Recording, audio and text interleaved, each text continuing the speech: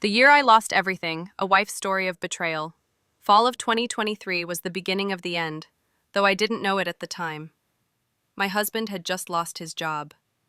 He was only working part-time before, and with 2 young kids, I was already carrying most of the weight. Still, when he came home and said it was over, I told him we'd be fine. I made good money. I would hold us together. That's what you do for the people you love. I came home every day to a clean house, yes, but also a cold man. He was distant, irritable, checked out. I chalked it up to stress. He said he was being a full-time dad, but emotionally, he wasn't with us. He wasn't with me. I begged him to talk to me. I even asked if something was wrong. He always said no. Then I found out the truth. It started with the messages. I noticed him acting strange with his phone, face down, silent, snatching it up when I walked by. So one night when he fell asleep, I looked. My hands were shaking.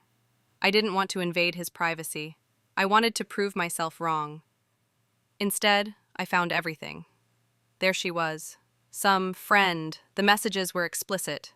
Pictures, videos, mocking me, telling her I wasn't enough, that I was too emotional, that I nagged, that I didn't support him when he lost his job. I confronted him. He gaslit me at first, told me I was overreacting, said he was venting. Then he flipped it, blamed me for not being more understanding, said if I hadn't been so cold, he wouldn't have needed to look elsewhere. I was crushed. Still, I tried. We tried. Or at least, I thought we did. We got drunk on Christmas and tried to reconnect. We hadn't been intimate in almost a year. But even that night, he spent it glued to his phone. He told me it was just a friend, and I wanted so badly to believe him. He even said I looked beautiful that night.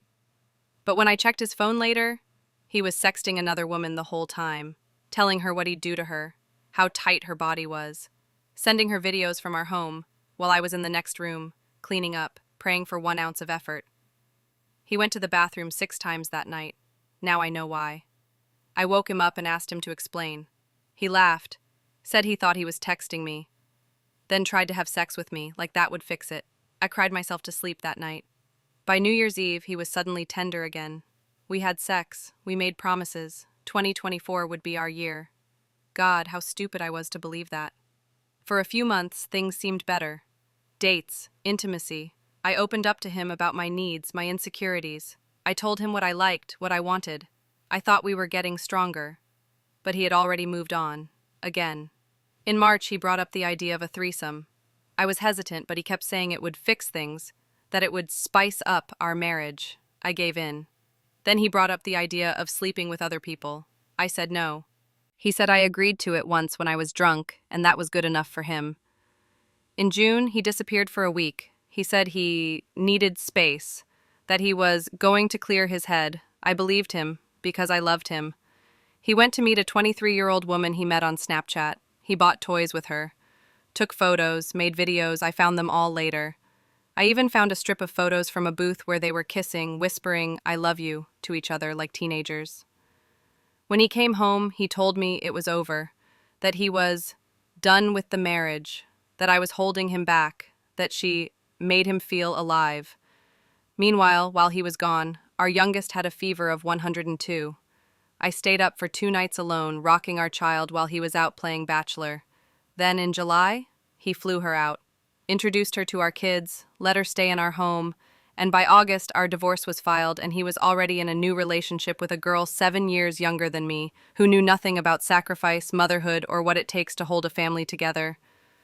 A year later, he tells people I ruined the marriage. He says I didn't understand him, that I held him back.